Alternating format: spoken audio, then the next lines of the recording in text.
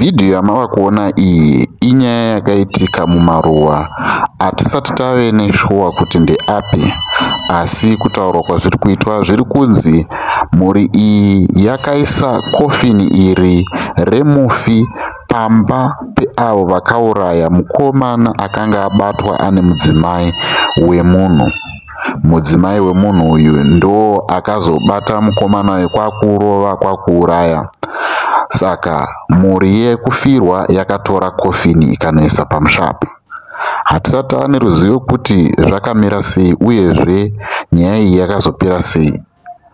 Mhuri yeZimbabwe tinokuzivisai kuti kuita chinhu chakadai kunogona kupinza mumwe munhu muna taisireva uyezve kupinza vanhu mujere.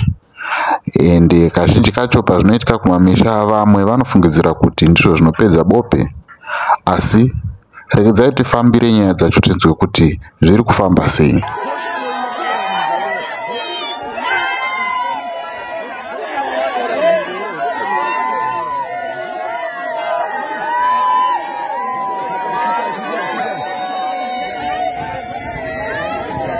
Shutai.